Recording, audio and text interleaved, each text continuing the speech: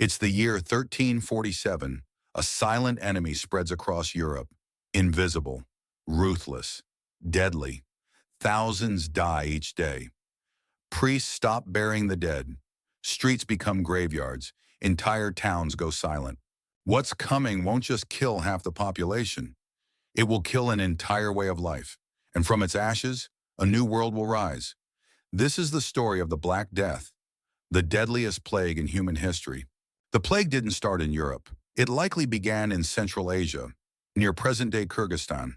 Through trade routes like the Silk Road, it moved silently, alongside spices, silk, and death. In 1347, Genoese ships brought more than just goods from the Crimean coast. They brought a passenger with an appetite, a flea. This tiny parasite carried the bacterium Yersinia pestis, and it would wipe out tens of millions. The first cities fell fast: Genoa, Marseille, Venice. From the Mediterranean, it crept into northern Europe. There were no quarantines, only panic. The symptoms were horrifying: high fevers, bleeding, and painful swellings known as buboes. Victims often died within days. Doctors were powerless. Panic took over. Some believed it was God's punishment. Others blamed Jewish communities for poisoning wells. Massacres followed. Flagellants marched through towns, whipping themselves in public displays of penance. Villages vanished, farms lay abandoned, food prices dropped, but wages rose if anyone was left to work. Estimates suggest up to 50% of Europe's population died between 1347 and 1351. The Black Death destroyed, but it also disrupted. Feudalism cracked. With labor in short supply, peasants gained power. Some moved to cities, others demanded wages and freedom. A new class began to rise: merchants and townsfolk. The church lost followers but gained skepticism. People began asking questions. From the rubble of the old world, something new stirred: the roots of the Renaissance. Art changed too. Painters depicted death more realistically: grim, cold, inescapable. A new theme emerged: dance macabre, the dance of death. The Black Death teaches us something deeper. Great catastrophes don't just destroy, they also force transformation. This plague reshaped the world. It killed millions, but made room for new ways of thinking, new structures of society, and eventually a new age. And today, as we face our own modern pandemics, we must ask ourselves, are we ready to face the unknown? And if we survive, what will we become? The plague of the Middle Ages was not just about death. It was a turning point in human history. The story of the Black Death begins far from Europe. Most historians trace its origins to the steppes of Central Asia, in regions that are now part of modern-day Kyrgyzstan. In the 1330s, a mysterious disease was already causing devastation among local populations. This was a time when the world was more connected than one might imagine. The Silk Road, a vast network of trade routes, linked China to the Middle East, to North Africa, and to Europe. Along this road, not only goods, but also ideas, cultures, and unfortunately, diseases traveled. One of the first major outbreaks occurred in the city of Kaffa on the Crimean Peninsula. It was here, during a siege by Mongol forces in 1346, that diseased corpses were catapulted over the city walls, a grim and early form of biological warfare.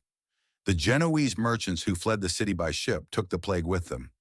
By 1347, Genoese ships reached the port of Messina in Sicily. Passengers were either dead or dying. The local authorities tried to quarantine the vessels, but it was too late. The disease had arrived on European soil. From Sicily, it spread like wildfire. Venice, Genoa, Marseille, all major ports, fell within weeks. From there, the plague marched northward through Italy, France, Spain, England, and beyond. By 1349, it had reached Scandinavia and parts of Eastern Europe, and it traveled not by armies or invasions, but by fleas. Fleas that lived on the backs of black rats, rats that stowed away on merchant ships, carts, and in every crevice of a medieval city. What made the Black Death so terrifying was not just how fast it spread, but what it did to the human body. The disease came in several forms. The most common was the bubonic plague, named after the swollen lymph nodes, or buboes, that appeared in the armpits, groin, and neck. These swellings turned black, hence the name Black Death. Victims also experienced high fever, chills, vomiting, and extreme fatigue. In many cases, death occurred within 3 to 5 days. There was also a pneumonic form, which attacked the lungs and could be spread by coughing. This version was even more deadly and harder to contain. People had no understanding of bacteria or viruses. Many believed the plague was a punishment from God, a divine judgment for the sins of humanity. Religious processions formed across towns, with groups of flagellants, men who whipped themselves in public displays of penance, hoping to atone for the world's wickedness. Others turned to fear and blame.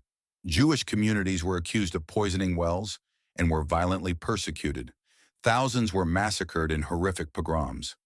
This mass hysteria only deepened the chaos. In cities, families abandoned the sick. Doctors, priests, and even gravediggers fled.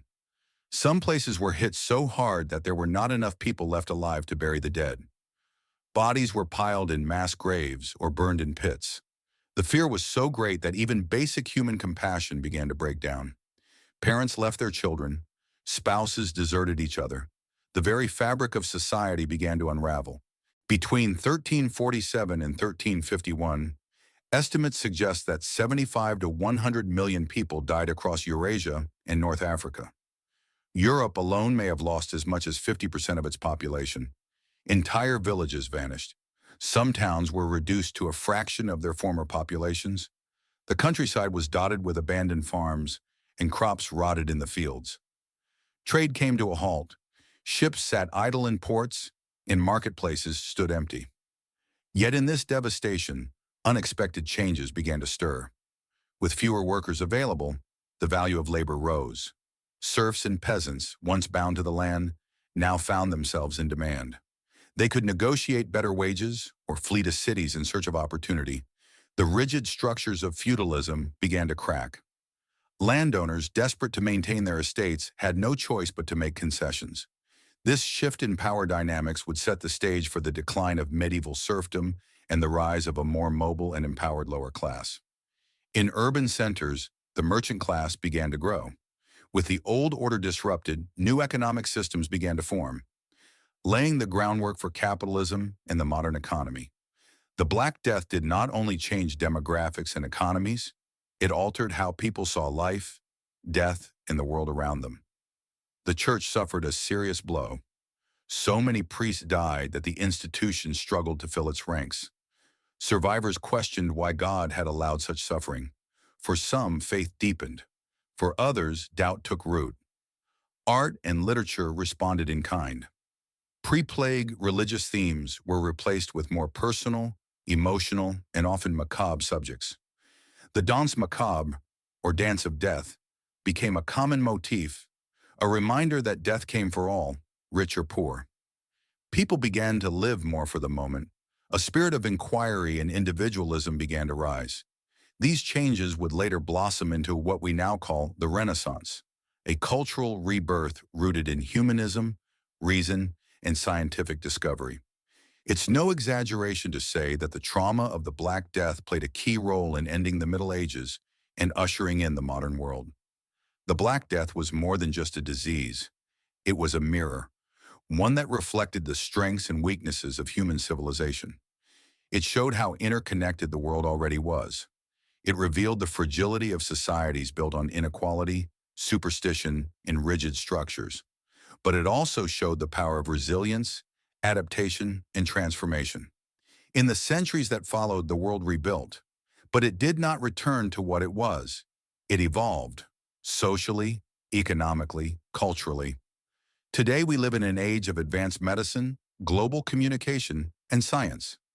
Yet we are not immune to global crises, as recent pandemics have reminded us.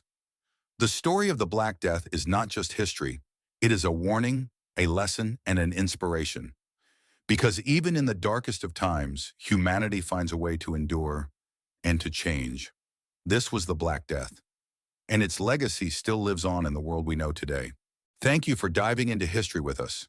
If you enjoyed this story, leave a like, subscribe, and let us know in the comments what event you'd like to explore next. There's so much more to discover here on AI History Hub.